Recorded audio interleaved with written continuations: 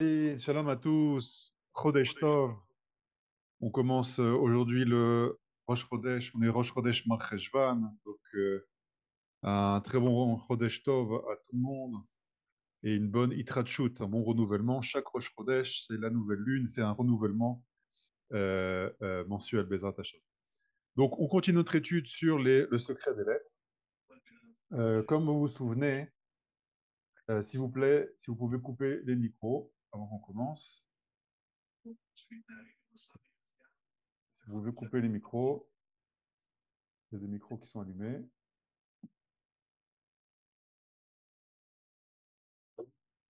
C'est bon, c'est bon.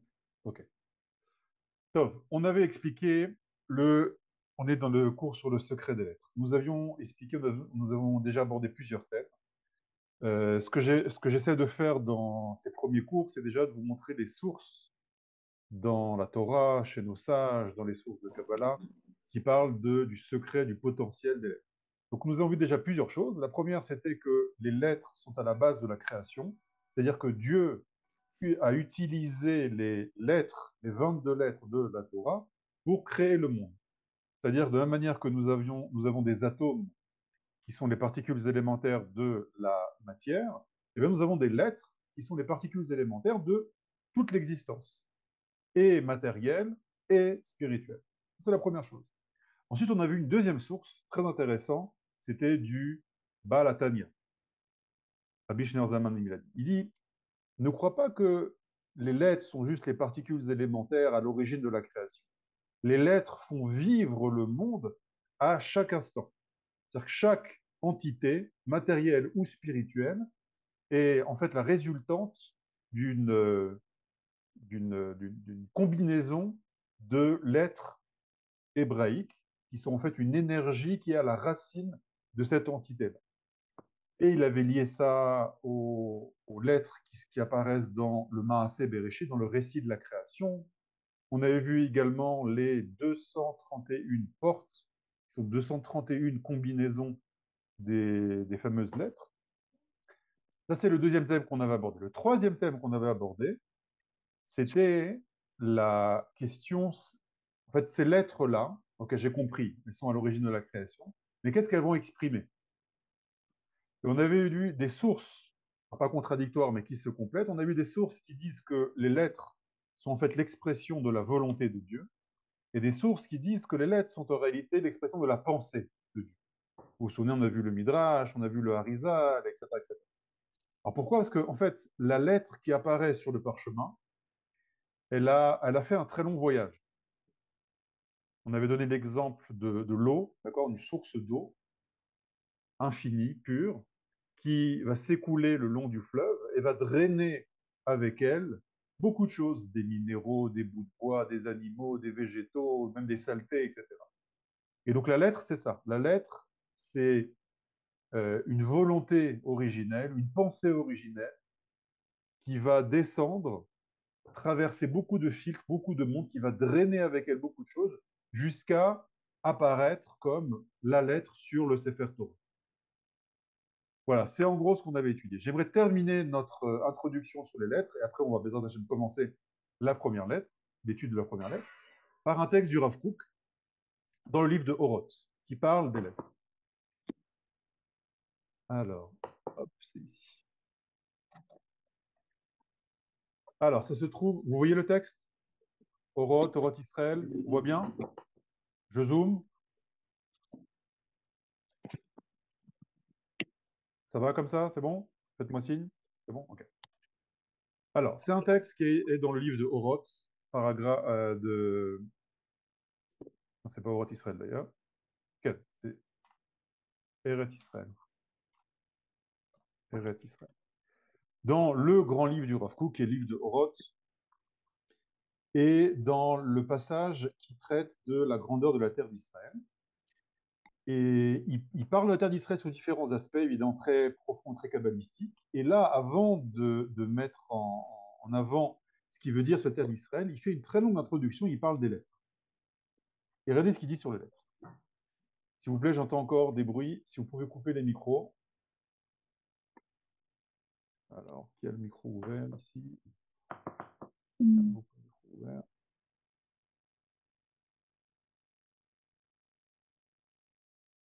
Ok, c'est bon. Alors on y va. Je lis et je traduis.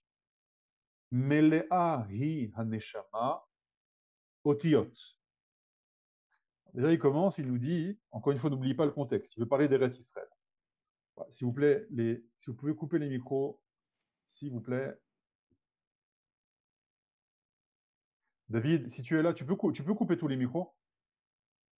Parce que je coupe le micro, les gens rallument, et j'entends des bruits à chaque fois. Ok, Alors, pas de excuse-moi, souci. Mais en fait, je vais enlever la possibilité de rallumer les micros. voilà, voilà, si tu peux couper ça, ça prend un peu de temps. Et ce qui fait que quand vous voulez poser des questions, il faut que tu demandes toi à la personne Pas de de... souci, pas de souci. Voilà. Merci, Zachary. Toda rabba.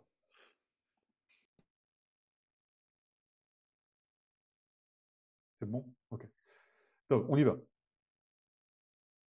Meleahi aneshama otiot. Donc là, le Rav commence et nous transmet un axiome. La neshama est remplie de lettres. Donc la neshama, c'est quoi la neshama? C'est notre être idéal. C'est-à-dire que nous avons notre être révélé. Quand je dis je, ça c'est pas ma neshama, c'est mon nefesh. Ma neshama, c'est mon être idéal. C'est-à-dire, quand Nathaniel sera kadosh, sera tzaddik, ce sera le dévoilement de sa neshama.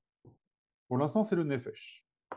Le lien entre le nefesh et la neshama s'appelle le ruach. C'est ce que vous connaissez, nefesh, ruach et neshama. Donc la neshama, c'est la dimension idéale de l'homme, la dimension future de notre être. Et cette neshama, elle est remplie de lettres. Alors, quelles lettres? Le Rav dit, ce sont des lettres Meleot Or Chaim, qui sont remplies de lumière de vie. J'avance un petit peu, après je réexplique. Meleot Dea Veratson. Ces lettres-là sont remplies donc d'une lumière de vie et sont également remplies de Dea. Donc là, le Rav Kook fait allusion évidemment à la sphira du Da'at et de Ratson. Le Ratson, le Rav Kook ici fait allusion à la sphira du Keter. N'oubliez pas que le Rav Kook, c'est très difficile à traduire et pas évident à étudier même pour quelqu'un qui parle l'hébreu, parce qu'il a un style d'écriture chéri, on dit en hébreu, lyrique, parce qu'en réalité, poétique, j'allais dire, et en fait, tout ce qu'il dit, le Rav Kook, il l'a dit lui-même, je ne dis pas une chose qui n'est pas ses sources, soit du Zohar, soit du Harizal, et donc il habille des paroles extrêmement profondes sous forme poétique, comme ça. Donc, c'est pas du tout évident, on va aller doucement, d'accord? Mais il y a des choses très intéressantes qu'on va pouvoir récolter ici. Donc, il dit que ces lettres-là sont remplies de Dea et de Ratson. Meleot Ruach Abata, elles sont également remplies d'un esprit de contemplation, ou Metsiout Melea, et d'une réalité totale. Voilà, c'est très très dense, hein, d'accord? Le texte est long, on va essayer d'aller doucement, doucement. Très très dense. Je vais revenir doucement sur ce qu'a dit Laura. Donc il dit la Neshama est remplie de lettres. Mais là, c'est intéressant, ça va nous donner un aspect des lettres, un angle très intéressant. Ces lettres-là sont remplies de lumière, de vie. Bon, ça, on l'avait déjà vu. C'est-à-dire que, comme si tu dis que chaque entité, ce qui donne la vie, ce qui a la racine de son existence, ce sont les lettres, ce que dit le Rav Kook, ça veut dire pas seulement la pierre, pas seulement l'ange, pas seulement n'importe quoi, mais ta Neshama elle-même est composée de lettres. Elle est remplie de vie. Maintenant, c'est une vie qui éclaire, une vie de or, de lumière. La lumière, par définition, elle éclaire, elle s'étend. Donc c'est une vie qui n'est pas restreinte à ta Neshama, mais ces lettres-là sont remplies d'une vie qui vont éclairer. Qu'est-ce qu'elles vont éclairer, ces lettres de ta Neshama? Elles vont éclairer les degrés inférieurs, c'est-à-dire ton Ruach et ton Nefesh. Traduction, c'est-à-dire dans ton monde du conscient, qui est le monde de ton Nefesh, quand tu dis je, d'accord, c'est le monde de ton Nefesh, le monde de ta psychologie, le monde de tes sentiments, le monde de ton intellect, d'accord? Tout ton monde qui est dévoilé, c'est le monde du nefesh. Et bien, ce monde-là est éclairé d'une lumière de vie qui provient de l'être de ta neshama. C'est ce que le Rav Kook C'est dit plus dans... grave? Ah. Oui, Non, t'avais coupé un peu. qu'est-ce qu'il y a? Ça avait coupé. Ah, c'est bon, on m'entend bien? Ouais, c'est bon. Ok. C'est ce que le Rav Kook dit dans un autre livre, Orot HaTshuva. Il appelle ça des avrakot de Neshama. Un barak, une sorte d'éclair de Neshama. Parfois dans ta vie, tu as des éclairs de Neshama. Donc des fois, tu sais des éclairs, c'est-à-dire c'est des choses soudaines. Des fois, tu as une sorte d'illumination. Mais de manière générale, la transmission de l'âme de ta Neshama au Nefesh, c'est une lumière de vie qui s'écoule, d'accord? Et plus tu vas créer dans ton monde conscient les ustensiles pour capter cette lumière de vie, et plus tu vas faire un lien entre ton Nefesh et ta Neshama. Quand ce lien est total, tu es prophète, tu es Kadosh, alors c'est ce que Manitou expliquait dans le Tanakh. Lorsque vous avez des prophètes qui sont appelés par Dieu, il dit deux fois le prénom. Vayomer Hashem el Abraham, Abraham, Abraham. Yaakov, Yaakov. Shmuel, Shmuel. Moshe, Moshe. D'accord? Le Manitou dit pourquoi quand Dieu il parle aux prophètes, en tout cas certaines catégories de prophètes, il leur dit deux fois le nom. Abraham, Abraham, Moshe, Moshe, etc. Manitou expliquait que, en fait, c'est pour exprimer le fait que le Abraham d'en haut, c'est le premier Abraham, s'exprimait dans le Abraham d'en bas. Si tu montes dans le ciel et tu vois la Neshama d'Abraham, tu descends sur terre, tu vois le visage d'Abraham, tu vois les actes d'Abraham, tu vois les pensées d'Abraham, tu vois les prières d'Abraham, tu vois... Eh bien, c'est le même. C'est comme le rêve de l'échelle de Yaakov, vous savez, les anges qui montent et qui descendent. Il y a un midrash qui dit, pourquoi ils descendaient, ils remontaient, ils redescendaient? Que les anges, il a marqué que le visage de Yaakov est gravé sur le Kisei HaKavod. Il descendait sur terre et il voyait le visage de Yaakov terrestre. Il dit, mais c'est pas possible. On voit un être humain et son visage, c'est pas juste les traits physiques, vous comprenez, c'est-à-dire ce qui dévoile sur terre, c'est exactement ce qu'on a vu dans le ciel. Venez, on monte pour vérifier, et il remontait, et il voyait le même visage. Et il redescendait, mais c'est pas possible. On a un être humain qui a réussi à lier le ciel et la terre. C'est Yaakov. Et c'est ça, c'est ça l'action que fait la Neshama. Et tout ça sous l'impulsion de ces lettres, de ces otiotes. D'ailleurs, c'est quoi ces lettres? C'est les lettres de votre prénom.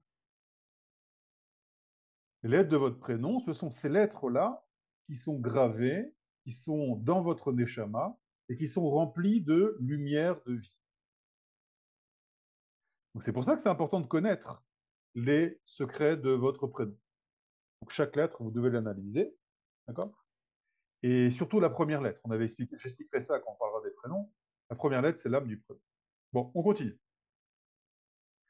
Méléot, donc ces lettres-là, sont remplies de Déa et de Ratson. Alors pourquoi il dit Déa et Ratson? Vous vous souvenez, c'est vraiment ce qu'on avait expliqué. Déa, c'est la sphira du Da'at. Vous vous souvenez, on avait dit, on a vu deux catégories de sources qui disent c'est quoi la racine des lettres. Est-ce que c'est le Keter, c'est-à-dire est-ce que c'est la volonté? Est-ce que les lettres vont exprimer à la racine la volonté? Ou est-ce que les lettres vont exprimer la pensée? On avait vu que, c'est là les sources, Rashi qui dit, c'est le Midrash, Allah be marshavato livroto. Dieu, il s'est monté dans sa pensée de créer le monde. Et on a vu d'autres sources qui disent, c'est où? Le Harizal, Allah biretsono. C'est dans sa montée, dans sa volonté et monter le fait de créer le monde. Donc on a des sources qui parlent de volonté, des sources qui parlent de pensée. On dit le Rav, Kouk, il unit ces deux mondes-là et il dit que ces lettres de ton âme, ce sont des lettres et qui expriment Déa. Le Da'at ici, excusez-moi, je switch. Voilà. Le Da'at ici, c'est le mizoug, ça va être l'harmonie de la chokma de la bina. La chorma et la bina, c'est les deux aspects de ta pensée. Le da'at va faire l'union des deux. C'est pour ça qu'il dit le mot da'at. Donc, les lettres de ta neshama sont l'expression de ton da'at, c'est-à-dire de ta pensée la plus profonde, mais également de ton ratson, c'est le keter, la chose qui est encore plus cachée chez toi.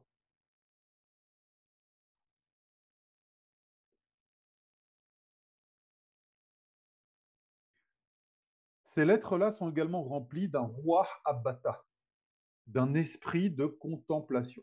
Qu'est-ce que ça veut dire? Ça veut dire que tu as deux manières de voir le monde.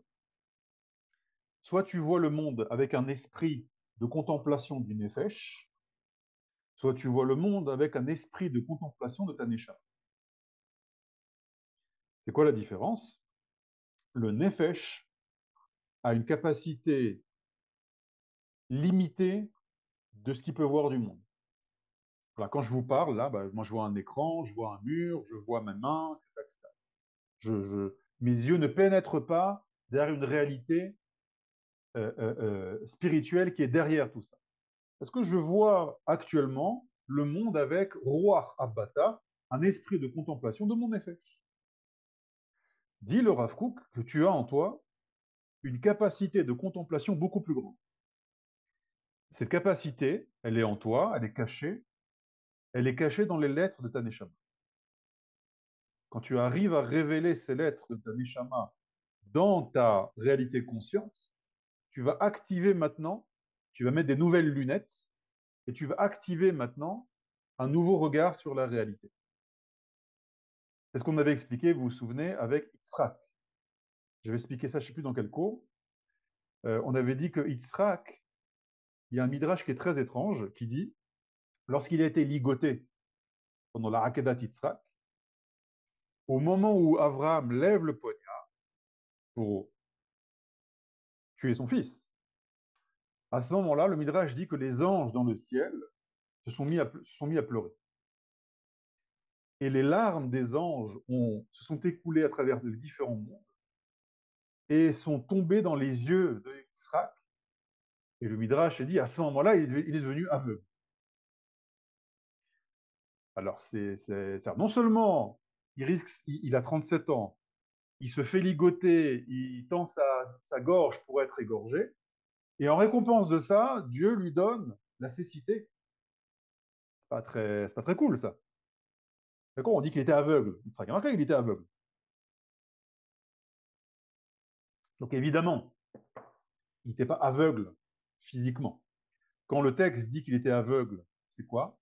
C'est qu'il est devenu aveugle de l'esprit de contemplation classique. Ces larmes qui coulaient, ce sont les larmes de ça, de ce qu'on est en train de parler là. D'accord? Ce sont les larmes des anges qui font descendre à lui ce roi Abbata, cet esprit de contemplation nouveau.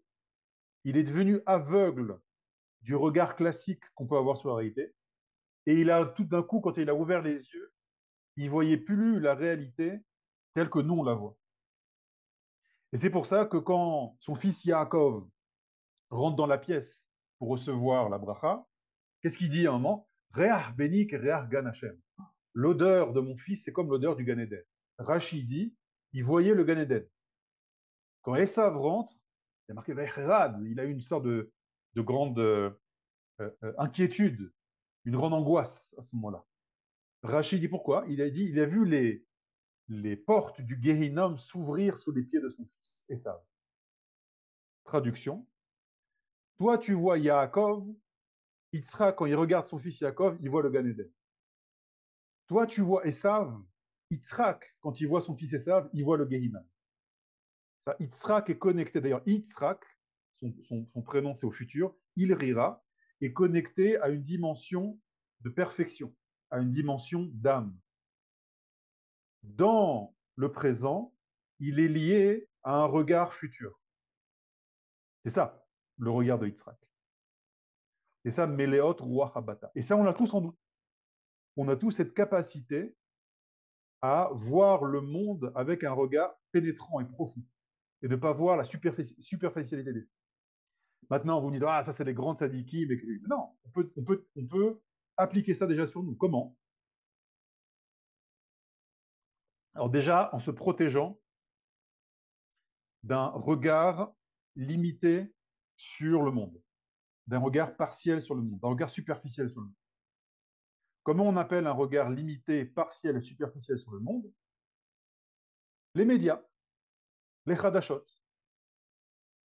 Les Hadashot, c'est on zoome sur un événement et on te le rabâche et on te le montre sur tous les angles, etc. Et on te décorrèle ça du contexte, on ne te met pas ça en perspective et on zoome, on zoome, on zoome, on zoome, on zoome. Donc c'est quoi quand tu regardes les infos? Quand tu regardes les infos, c'est tu vois pas le monde. À la base, le journalisme, c'est présenter, essayer de manière objective les événements du monde. De nos jours, le journalisme est devenu, c'est présenter de manière subjective, ça veut dire avec le regard du journaliste, de la rédaction, d'accord, une vision partielle du monde. Donc celui qui veut avoir un regard différent, déjà, il faut qu'il arrête de regarder les infos. Ah, quoi, ouais, il faut bien sûr, tiens-toi au courant. Il y a une différence entre regarder un petit résumé de quelques minutes écrit, d'accord, pour savoir ce qui s'est passé dans la journée, c'est très important. Le Rav Avraham Shapira, Rosh Yeshiva de Merkaz Arav, tous les matins avant d'aller à la tfila, il écoutait le petit résumé des infos. Je lui posais la question, Godarav, t'as que ça à faire d'écouter les infos avant d'aller à la prière? Et il répondait, je dois savoir pourquoi prier. Évidemment, il faut savoir ce qui se passe.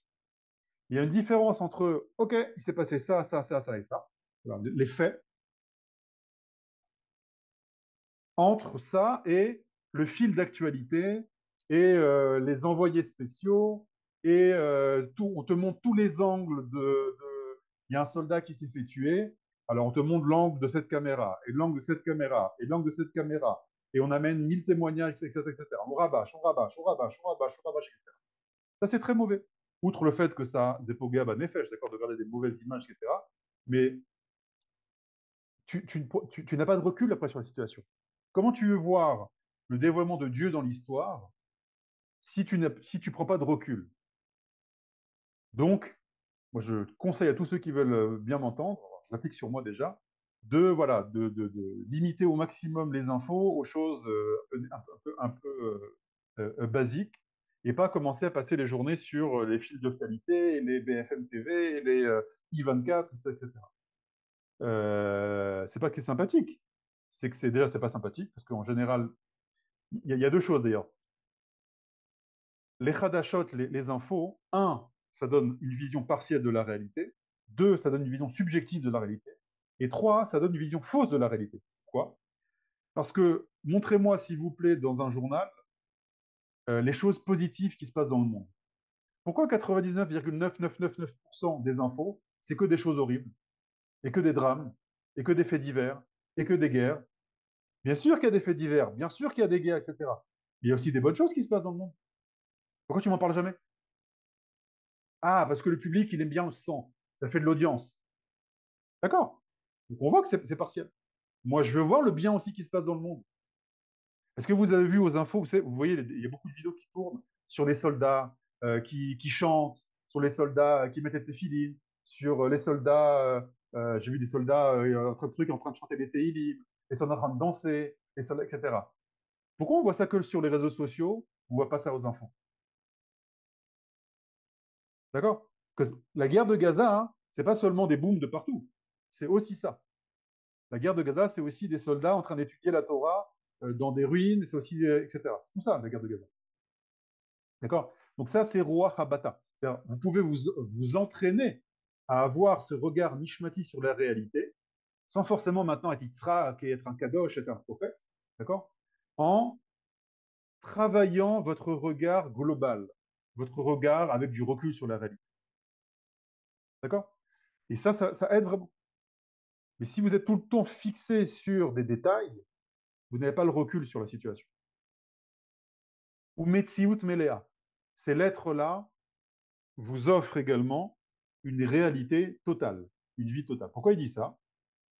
Je me rends compte qu'il y a un texte qui est très long. Je ne pensais pas passer autant de temps sur des mots, mais je vois que c'est tellement riche que bon, j'en profite. Pourquoi il dit Metsiout Melea? Parce que le Rav Kook, dans un autre texte que j'ai amené ici, pose la question, c'est dans le texte Olat Riya. Olat Riya, c'est le commentaire du Rav Kook sur la prière, sur les mots de la prière. Et là-bas, il pose la question, il y a marqué Modé ani lefanecha, melech hay vekayam.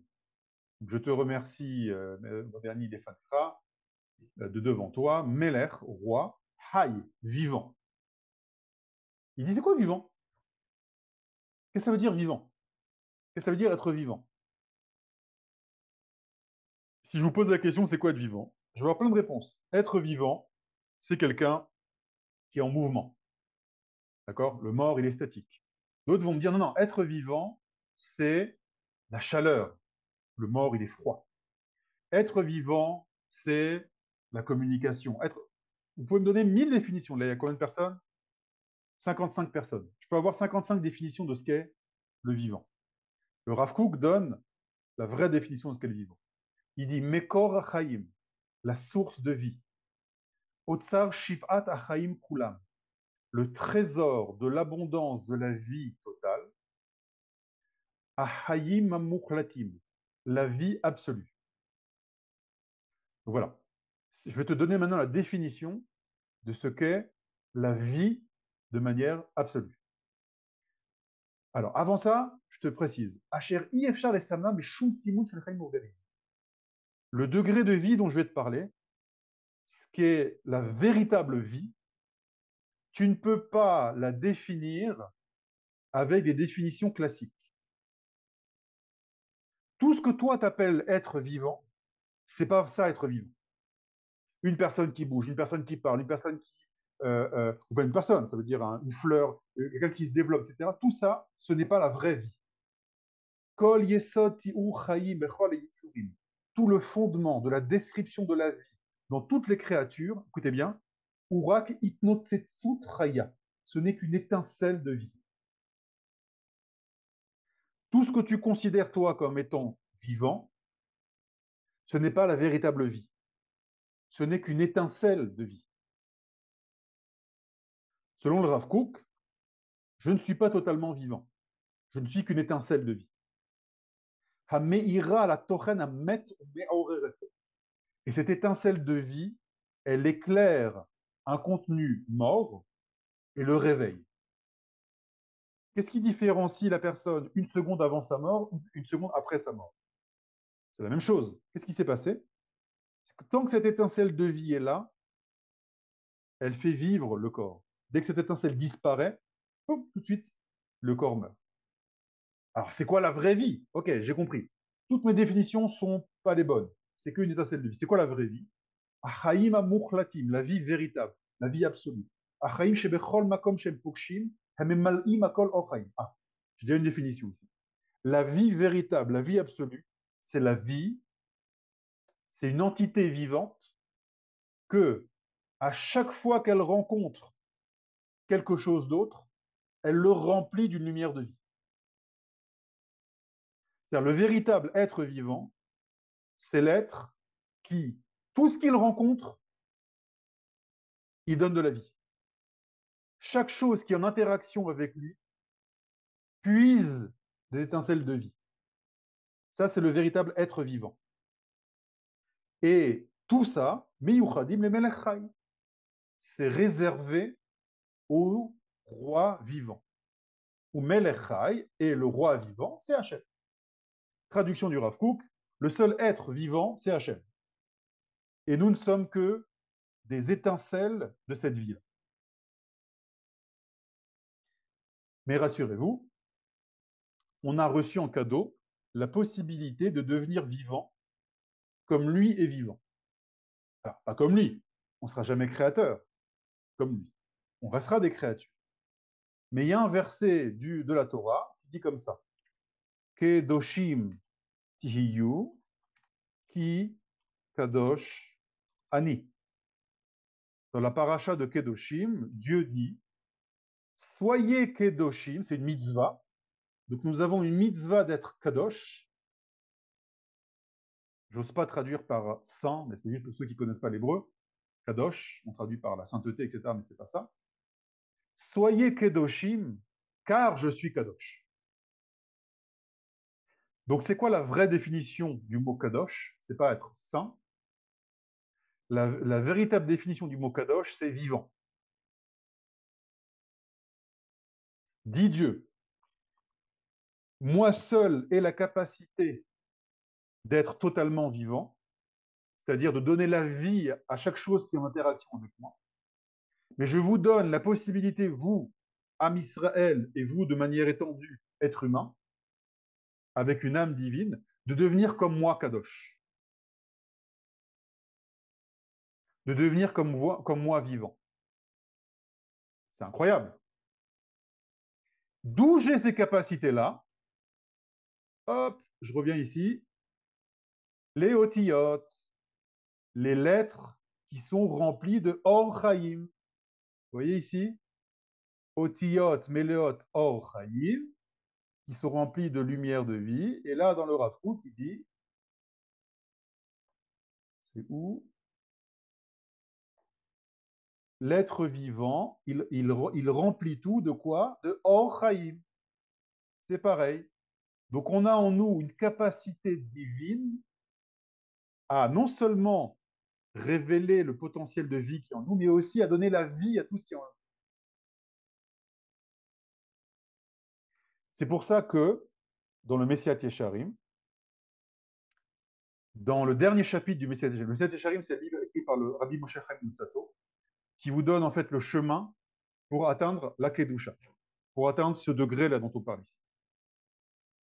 Et le dernier chapitre, c'est Kadosh, la Kedusha.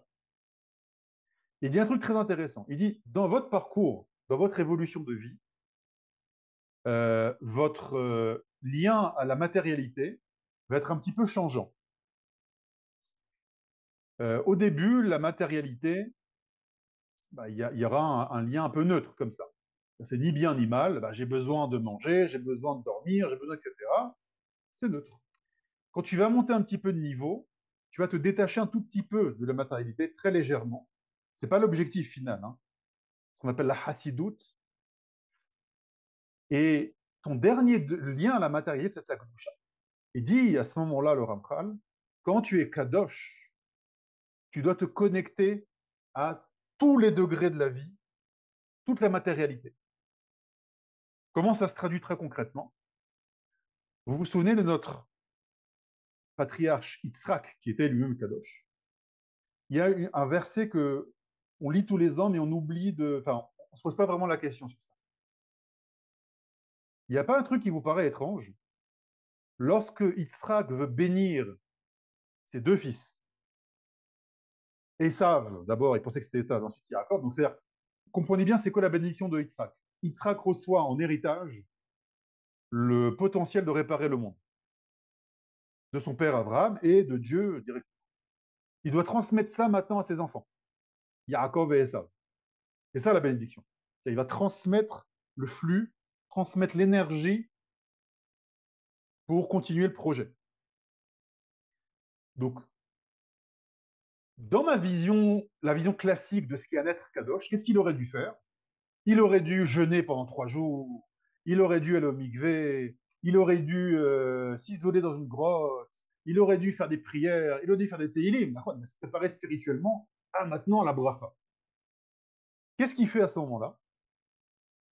Il dit à son fils Esav, il dit, tiens mon fils, je vais te faire la bracha là. Tu peux aller me chasser 2 chevreuils et tu me les prépares comme je les aime. Donc on parle d'un vieillard de presque 180 ans qui, avant de transmettre son héritage spirituel à ses 2 enfants, pour se préparer psychologiquement et spirituellement, va manger 2 chevreuils entiers, comme j'en ai l'habitude. C'est qu'apparemment, il est habitué à manger des chevreuils entiers. C'est quoi? C'est Obélix, là? C'est quoi?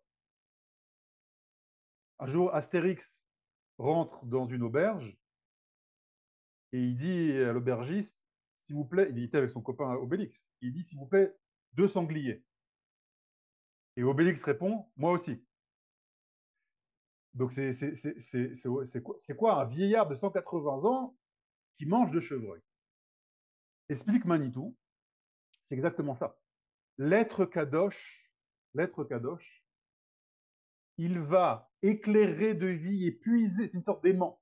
C'est-à-dire toute la vie divine qui est éparpillée dans tous les degrés, dans toutes les dimensions, il va capter ça. C'est-à-dire que quand Yaakov mange un chevreuil, c'est comme si nous, on priait la tfila de la Neila de Kippour. C'est comme si nous, on allait au mikvé. C'est comme si nous, on lisait les Tehillim. C'est pareil. C'est-à-dire qu'il est connecté à toutes les dimensions de la vie et il puise la vie et il donne la vie à tout. C'est ça un être kadosh. Et ce potentiel, il a réussi à le révéler par ces lettres de sa neshama qui sont remplies de lumière de vie et qui sont une sorte de trace du divin en nous. Voilà, on a fait une phrase du Rav Kook. Je pensais faire. Alors, je m'arrête juste s'il y a des questions déjà. Est-ce qu'il y a des questions sur ce que j'ai dit déjà?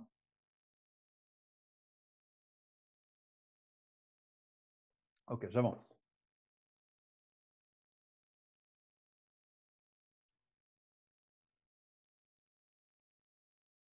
Alors, je reprends. Notre âme est composée de lettres remplies de lumière, de vie, remplies de Déa et de Ratson, et remplie d'esprit de contemplation et de réalité totale. Vous comprenez maintenant pourquoi il dit réalité totale? Parce qu'en fait, nous ne sommes pas réellement vivants, nous ne sommes pas réellement nous n'existons pas réellement tant qu'on n'a pas révélé tout nos potentiels. C'est pour ça que le Rambam, Maïmonide, dit que pour quelle raison on sonne du chauffard le jour de Rosh Hashanah? Le Rambam répond Ouru yeshenim mitardematre. C'est pour appliquer le verset réveillez-vous les endormis de votre torpeur. Dit Maïmonide, toute l'année, on est endormi. Quoi ça, je suis réveillé. Non, là, tu n'es pas réveillé, tu es endormi. Tu es endormi de qui tu es réellement. Tu es endormi de ton véritable potentiel. Comme dit le Rav Yoel, tu as la capacité de piloter un avion de chasse et tous les jours, tu te balades en trottinette. C'est exactement ça. Le jour de Rosh Hashanah, le chauffard va réveiller notre essence. Et au moins 2 jours par an, on se réveille et on révèle notre véritable capacité. Et après tout le job, c'est ce qu'on a reçu en cadeau avec le son du chauffard le jour de Rosh Hashanah, le révéler dans toutes les dimensions de notre vie. Voici la fin de la première phrase. On a Youssef qui a une question. Allez-y, Youssef. Ah oui, excusez-moi, il faut que je demande le micro. Allez-y, essayez maintenant. Voilà, c'est bon. Alors, Quelqu'un, c'est vous bon. m'entendez? Oui. Ouais, ouais. Est-ce que j'ai bien compris quand vous avez dit que quand on élève le nefesh au niveau de neshama, il devient neshama? Est-ce que j'ai bien compris? Non, j'ai pas dit on élève le nefesh. J'ai dit on révèle la neshama dans le nefesh. Dans le nefesh, donc, Ok. est-ce que le caractère de nefesh, parce que vous avez dit que l'idéal, le neshama, c'est l'idéal de l'homme, Exactement. donc, est-ce qu'on est obligé de, de, de élever le nefesh au niveau de neshama? C'est ce que je... Non, on est obligé d'ouvrir le nefesh pour permettre à la neshama de se révéler. Pour quel but? Dans le Si on but, élève pour... parce que tant que tu ne le fais pas, tu n'es pas Oui, réellement vivant. Tu n'es pas vraiment toi-même. Et c'est pas seulement pour toi et ton plaisir personnel, c'est pour le projet divin. C'est-à-dire si Dieu t'a créé et a créé en toi des capacités aussi grandes, des capacités d'être kadosh comme lui, il est kadosh. C'est oui, marqué dans le verset. D'accord? C'est pas juste pour ton olam haba et ton paradis, etc. C'est pour réussir le projet divin. Ça a une oui, mais capacité. Oui, si si j'ouvre totalement, disons, donc je n'enlève aucun rôle de nefesh. Et le nefesh est l'habit. Est-ce que l'habit que j'ai ici, voilà, exactement. est-ce Donc, qu'il cache mon corps ou est-ce qu'il révèle mon corps? je vais mon corps. Alors, tu peux dire, il réveille, d'accord, d'un côté, là, tu vois pas mon bras. Mon bras, tu le vois pas. Il est caché. Oui, D'un autre côté, grâce au fait que j'ai cette veste-là, oui. tu peux voir mon bras bouger. Donc, l'habit, le nefesh, peut être soit un écran, soit caché, soit révélé. Tu peux Mais dire que... Ok. est-ce que j'aurais besoin tout le temps, je parle de l'infinité, est-ce que j'ai besoin de ce bras pour l'éternité? Est-ce que ce n'est pas que je vais devenir tout énergie? Tu dois révéler toutes tes capacités dans le monde de ta conscience, dans le monde de ton nefesh. Exactement. Donc, dans un temps qui viendra, je n'aurai plus de nefesh, je serai que de neshama. Ou Non, bien, tu seras une neshama dans un nefesh. Moshe Rabbeinu, c'était pas un ange qui vole, c'était pas une neshama qui flotte. Moshe Rabbeinu, c'était un être de chair et de sang, tu pouvais lui parler, tu pouvais lui serrer la main, tu pouvais lui embrasser la main.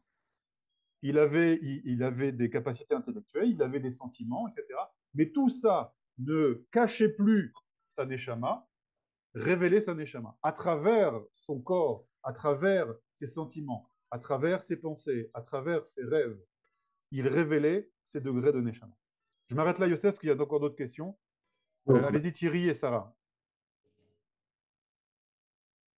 Allez-y, vous pouvez réactiver. Oui, merci. Donc, est-ce que ça veut dire que à chaque Rosh Chodesh, euh, quand on sonne du chauffard, ça réveille le potentiel pour le mois, Non, euh, pour l'année. pour l'année? Pour l'année. Bientôt. Alors, Rosh Hashanah pour l'année. Rosh Hashanah pour l'année, oui. Ah, Rosh Ouais. Chodesh, pardon. Et Rosh Excuse-moi. Oui, oui. Chodesh, Rosh à Chodesh, chaque pour le Rosh mois. Tu as Chodesh. raison, tu as raison. D'accord, Excuse-moi. ok. Oui, Simone. Pardon. Hop, allez-y. Ouais, c'est bon. Non. Allez-y, Simone. J'essaye. Ouais, c'est bon, Simone. Voilà, moi j'ai un problème d'orthographe, s'il vous plaît, parce que Or, Haïm, c'est le pluriel, et Or, c'est le singulier. Donc, est-ce que c'est la lumière des vies ou ce sont les lumières des vies? Il a fait mode. Alors, c'est la lumière. Alors, en français, on va dire de la vie. Donc, pourquoi c'est au pluriel? C'est une lumière qui provient de la Neshama, d'accord? Qui va s'écouler dans les deux vies. C'est quoi les deux vies? La vie Haïm, d'en haut c'est et au la vie d'en pluriel. bas? Exactement. Ok, merci beaucoup. Avec plaisir. Je Dernière suis question, Claude remplie par Claire. votre cours, hein. Comment? Je suis remplie par votre cours. Ah, bah, au prochain. Là-bas. Claude Claire, allez-y. Et après, Oui, j'avance. bonjour. Oui. Je voulais un petit peu cerner le rôle des lettres et la façon dont elles pouvaient devenir potentiellement notre accès à la vie. Ça veut dire, vous avez dit que les lettres étaient ce que nous devions quelque part révéler en nous-mêmes, mais comment sont-elles activées? Ah, c'est la suite. Alors, c'est la suite du texte. Alors, je continue Ah, le texte de Claude Claire. Merci beaucoup. Vous me permettez d'avancer. ok. Mizohar haotiot achayot alalu, de l'éclat de ces lettres vivantes. Là, je vais lire un passage un petit peu vite. Je vais traduire un peu rapidement. Mizohar haotiot achayot alalu, de l'éclat de ces lettres vivantes. Mitmalot ziv chayim kol yeter adragot asher libyan achayim, se remplit d'éclat de vie tous les degrés de tout le, on va dire le bâtiment de la vie, c'est-à-dire traduction facile, ça veut dire en gros il dit que ces lettres de vie vont remplir de vie tous les degrés de mon être, ma pensée, ma volonté, mon roi, mes sentiments, mon corps, même le côté physiologique. D'accord? Alors voilà. Là, comment on les active? Comment on active ces lettres-là? Donc là, le Rav Kook, il dit chez Nigashim les mitzvahs. Écoutez bien ce qu'il dit. Pas quand on fait une mitzvah, quand on s'apprête à faire une mitzvah. Qu'est-ce qui se passe quand je m'apprête à faire une mitzvah? J'active chez moi une volonté. Je veux maintenant mettre mes téphilines. Je ne les ai pas encore mis. Je prends ma boîte et je veux les mettre. Ha-mitzvah, alors parenthèse du Rav, ha-mitzvah, c'est quoi une mitzvah? Itamid melea ziv chaim shel kol olamim. La mitzvah est remplie d'un éclat de vie de tous les mondes. Donc quand tu t'apprêtes, déjà il te dit une mitzvah, l'acte que tu vas faire, sache que lorsque tu vas maintenant prendre un petit bout de parchemin, le mettre dans une boîte et le clouer à ta porte, la mezouza, sache que cet acte-là, physique que tu fais, porte en lui une énergie qui est liée à tous les mondes. Atzilut, Bria, Yetzira, Asiya. Melea hi, et cette mitzvah est également remplie, kol mitzvah, otiyot, de lettres, gedolot, très grande, veniflaot, merveilleuse. Mikol tariag mitzvot atluyot bechol mitzvah. Des 613 mitzvot qui sont liés à chaque mitzvah. Mikol chaye ha'olamim shebesod ha'emuna, de toute la vie des mondes, du secret de la emuna. Je ne vais pas expliquer chaque mot ici, parce que chaque mot demande une explication. Je vais expliquer rapidement. C'est quoi une mitzvah? Dit le Maharal de Prague. Une mitzvah, c'est... C'est-à-dire, qui m'a dit de faire une mitzvah? Qui m'a dit de prendre un petit bout de parchemin, d'écrire là-bas quelque chose et de mettre à ma porte? C'est Dieu. Donc c'est la mitzvah et l'expression de la volonté de Dieu. Ah, mais on a dit que la volonté, comment elle s'exprime? Par des lettres. Vous vous souvenez? Les lettres sont l'expression de la volonté de la pensée. Donc dit le Maharal de Prague, lorsque je fais une mitzvah, qu'est-ce qui se passe? Je connecte ma volonté. Je veux maintenant mettre une mezouza à ma porte. Mais qui m'a dit de faire ça? Qui veut que je fasse ça? C'est Dieu. Donc je connecte ma volonté à la volonté de Dieu. C'est pour ça que la chose connue, mitzvah, c'est les mêmes lettres que, la même racine que tsevet. Tsevet, c'est une équipe. Lorsque je fais une mitzvah, je fais équipe avec Dieu. Qu'est-ce qui se passe quand on fait équipe? Chaque chose que je fais, ça a l'influence sur toi. Chaque chose que tu fais, ça a l'influence sur moi. On est ensemble. On fait équipe maintenant. Il n'y a pas que Dieu maintenant qui va influencer le monde. Maintenant, il y a toi qui va aussi influencer le monde.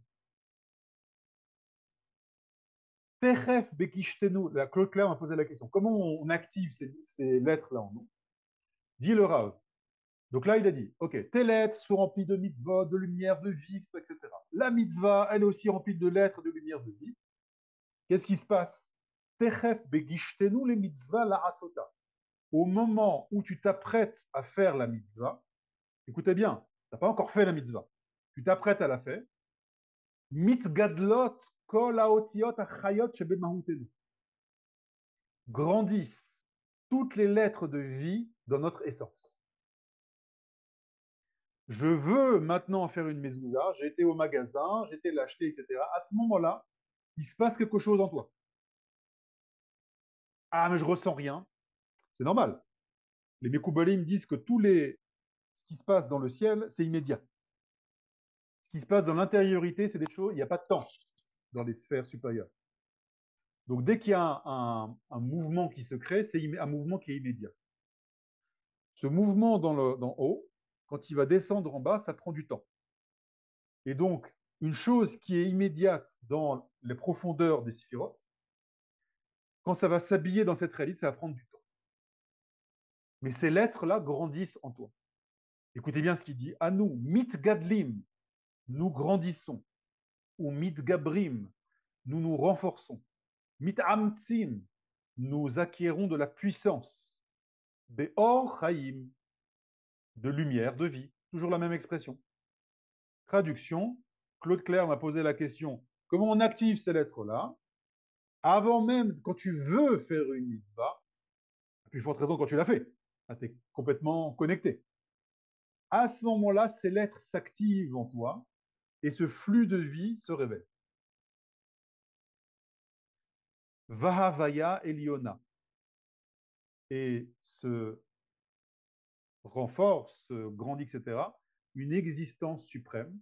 Voilà, c'est très lyrique, je traduis juste les mots, je ne vais pas expliquer chaque fois, parce que ça demande un cours à chaque fois. Mefoara, de PR, de splendeur, Varashira, Osher Kodesh Olamim, de richesse, de Gdusha de tous les mondes, ou Beor Torah, Vezit Chokma, de lumière de la Torah, de l'éclat de la sagesse. Bref, je ne vais pas expliquer chaque mot, mais c'est pour dire que voilà la méthode, c'est les mitzvot. Non, les mitzvot, c'est pas juste mettre les téphilines, etc. Aider son prochain, toutes les mitzvot, les 16 mitzvot. D'accord À ce moment-là, tu actives, tu fais grandir ces lettres-là et tu acquiers de la Gdusha, tu acquiers de la vie, tu vis plus. Tu vis plus. C'est pour ça qu'on appelle ça Torah Hayim. La Torah est appelée un arbre de vie. Là, par exemple, ce qu'on est en train de faire, on étudie la Torah. C'est une mitzvah. Qu'est-ce qu'on est en train de faire à ce moment-là? Qu'est-ce qui se passe à l'intérieur de nous? Ben, nos lettres s'activent et elles commencent à diffuser de la lumière dans nous, dans notre nefesh, à ce moment-là. Donc on est en train, en ce moment, de consommer de l'arbre de la vie. On mange de la vie. Et donc on est plus vivant.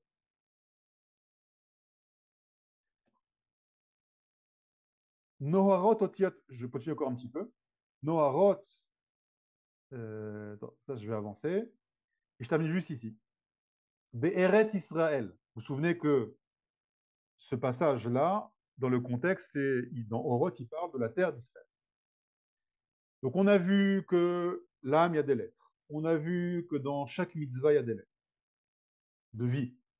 Et là, il dit le Rav Kook, Be'eret Israël, dans la terre d'Israël, Mit Gadlot Haotiot Shel Nishmaten. Grandissent les lettres de notre âme. Voilà, deuxième méthode pour faire grandir les lettres Claude Claire, faire son alia.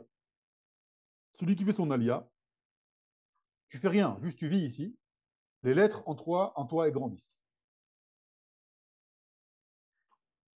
Sham Marsifot en Nehara, les lettres en Eretz Israël, lettres de ta Neshama, révèlent Nahar.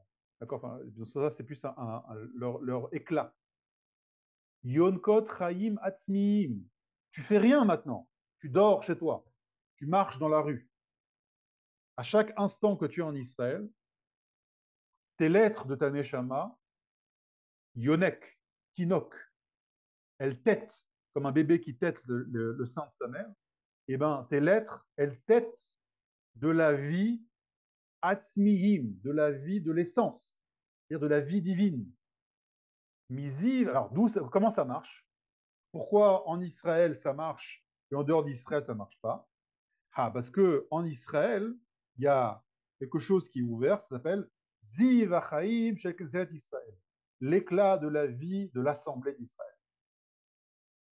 En Israël se révèle la Shrina, et la Shrina, c'est l'âme de la collectivité d'Israël. Donc le fait même de vivre en Israël, de marcher en Israël, de respirer en Israël, regardez, Avira d'Eretz Israël, l'air d'Eretz Israël que tu respires, et ben les lettres, elles grandissent. Les lettres, elles se révèlent. Les lettres, elles se dévoilent. Et donc, tu es plus vivant. Bouge pas, etc., etc. Kol akatou, regarde ce qui est marqué dans le verset. Kol akatou l'achayim birushalayim. Quand on est à Jérusalem, et par extension en Israël, on est écrit dans le livre de la vie. C'est quoi le livre de la vie? Le livre, il est écrit avec des lettres. La vie, de quelle vie on parle? Orchaïm, dont on parle depuis le début. Donc quand tu es à Jérusalem, quand tu es en Israël, c'est quoi être écrit dans le livre de la vie?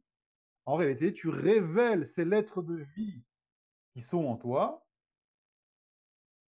dans ton nefesh, dans ta réalité consciente. Voilà, c'était le texte du Rav Kook. Maintenant, je vois qu'il y a des questions déjà sur le chat. Donc là, on a dit un peu moins de 10 minutes pour les questions. Alors, Dan nous pose la question, cela veut dire que les lettres de la Neshama viennent d'Israël. Exactement.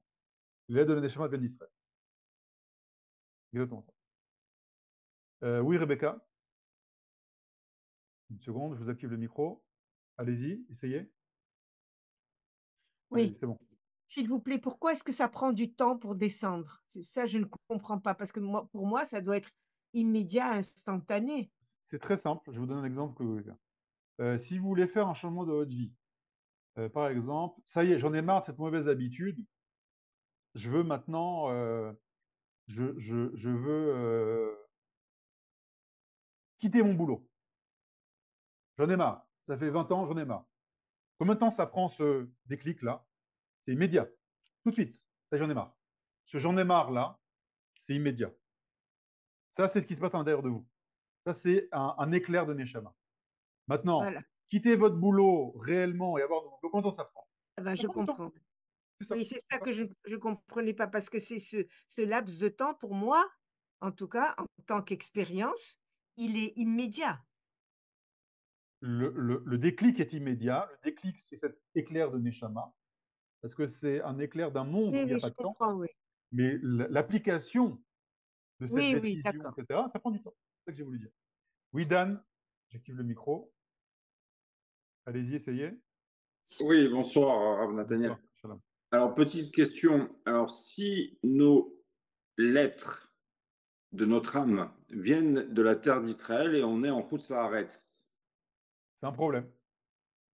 mais oui, c'est certain, on va y résoudre. Mais ces lettres-là arrivent quand même dans notre corps, on est bien d'accord, et elles sont bien vivantes. Demain, notre corps n'est plus rempli de ces lettres, donc de la vie. Donc, notre corps il y en a qui se font enterrer en Eretz Israël. C'est pour cette raison-là? C'est pour leur donner encore de la vie? Alors déjà, sur ce que tu as dit, Dan, tu as dit on est en dehors d'Israël, notre corps est vivant et ces lettres se révèlent, etc. Ces lettres se révèlent, c'est pas évident. Par exemple, le prophète Ézéchiel dit que le peuple d'Israël, en Chutz La'aretz, la fameuse vision des ossements desséchés, il voit des ossements desséchés. Ça veut dire, en Chutz La'aretz, tu survis, tu vis pas. D'accord? Et là, bon, je peux te donner 1000 sources qui montrent le lien entre en dehors d'Eretz Israël et la mort. C'est ça? Donc tu survis, tu vis pas. Quand D'accord. tu viens en Et les gens Israël, tu vis. qui se comportent leur corps une fois qu'ils sont décédés en Alors, terre fait. d'Israël. Ça veut dire qu'au moins, pendant des générations, il y avait un rêve, c'était d'être enterré en Israël. Exactement ça. Ça veut dire que si tu n'as pas réussi à le faire dans ta vie, au moins tu le fais au moment de ton enterrement. Ce n'est pas l'idéal. Pourquoi attendre d'être enterré pour venir en Israël? Non, non, d'accord. Ok, Toda. Ken, bavakasha. Ariela, Ken. Une seconde, j'active le micro. Ariela, active le micro. Tac, Ouais, c'est bon. ça marche. Merci. Merci pour ce cours, c'est fou. Je suis très émue d'avoir entendu tout ça. À propos de temps et d'immédiateté, la question que Madame Hazan posait, euh, j'avais entendu que pour que des événements se mettent en place, il faut entre 10 à 15 ans. Et pour qu'une situation puisse aussi se défaire, il faut aussi à peu près ce même laps de temps, on va dire, dans la durée d'une vie humaine, ça représenterait quelque chose comme 10 à 15 ans. Ce qui avait fait à l'époque écho chez moi sur le fait que pour conquérir Canaan, il avait fallu 14 ans de guerre. Et est-ce Alors, que ça 7 ans de guerre. représente ça, Excuse-moi, c'est 7 ans de 7 ans de guerre guerre et 7 ans et 7 ans d'installation. de... D'installation. Qu'est-ce que c'est l'installation alors que tout était Installation, ça veut déjà dire prêt, après les que tu as fait routes la étaient... guerre, après tu as fait la guerre, là à Gaza, on a fait la guerre, les Hachem va éradiquer totalement Hamas, et après il faut s'installer à Gaza. Oui, Il ne faut pas juste détruire, il faut aussi s'installer. Donc il faut construire. Canaval, Canaan, tout était déjà là, les moulins à eau, les sentiers étaient déjà battus, les champs étaient Il y avait un retournés. travail à Je veux dire, faire, il fallait détruire la Vodazara, il fallait s'installer, il Ok, fallait peindre les murs, il fallait construire un nombre d'accord. de Donc crèches 7 pour des plus 7. enfants. Bientôt. D'accord. Donc deux cycles en fait. Ok. Ok. Alors, Est-ce qu'il y a un rapport ok. 14? D'accord, stop. Ok. Non, non, non, non, Non, c'est bon. je connaissais pas cette source de 15. Je connaissais pas cette source de 15. Justement, c'est la question que j'allais poser, c'est est-ce que vous avez une source très chère? Non, Et je ne sais non, pas. j'ai J'ai pas. Mais par entendu contre, ça comme ça et ce que je peux vous dire, par contre, autre chose, c'est que la ouais. génération dans laquelle on vit, le temps conscient, physique du monde du Nefesh s'écoule différemment. C'est-à-dire que c'est comme un entonnoir. Plus on Ici, avance, i- actuellement, c'est-à-dire dans le monde, plus on avance vers la fin de la ah, Géoula, et plus le temps se contracte, se contracte. Et donc c'est pour ça que vous avez, si vous vous souvenez, les années 80-90, je me souviens quand j'étais enfant, combien d'événements on majeurs a il eu y le avait temps dans de le monde. tout. Il y avait un truc qui se passait dans l'année. D'accord. Là, il y a tellement d'événements majeurs, c'est qu'en un mois, le monde se transforme comme si c'était en 10 ans. Pourquoi? Parce qu'il y a un secret, ce qu'on appelle Medaleg Aleharim et Kapetz Alegemot. Dieu saute les montagnes, il y a marqué dans Shir HaShirim, c'est-à-dire que la nature du temps physique se transforme. Et donc, c'est pour ça que de nos jours, ce qui prenait des années à l'époque dans le processus naturel à faire, maintenant, ça s'accélère d'une manière exponentielle. D'une manière exponentielle. Donc, la source des 15 ans, etc., ça, je ne la connaissais pas. En tout cas, ce que je peux vous dire, c'est que le décalage qu'il y a entre la source, où c'est l'immédiateté, et le processus naturel, ce décalage est en train de s'estomper doucement, doucement. Et en fait, ce Ok, que j'ai merci expliqué, beaucoup. c'est que la neshama qui se révèle dans le nefesh au niveau de l'individu, c'est valable aussi au niveau du monde. Il y a la neshama du monde, et il y a le nefesh du monde. Il y a le temps spirituel et il y a le temps physique. Et en fait, la neshama du monde est en train de se révéler dans le nefesh du monde. C'est pour ça que le temps s'accélère de nos jours. תודה רבה. Bessimcha, dans le chat, il n'y a pas de question, ok.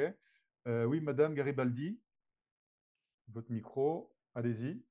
Excusez-moi, Rebecca, juste. Oui, oui, bonsoir. Merci beaucoup pour ce cours. Avec plaisir. Je me posais une question, l'image de l'entonnoir qui se rétrécit, on va vers un point, un objectif. Est-ce qu'après, justement, quand ce point, nous l'atteindrions, est-ce que ça va à nouveau s'élargir? C'est-à-dire comme un miroir un petit peu du temps qui se rétrécit, mais qui s'accélère, mais en même temps se rétrécit, pour aller vers un objectif, un point crucial, qui va ensuite être en redémarrage, un redépart vers quelque chose qui va à nouveau s'élargir dans le temps. Exactement. Alors, je vous réponds très rapidement parce qu'il y a beaucoup de choses à dire et il y a encore d'autres questions.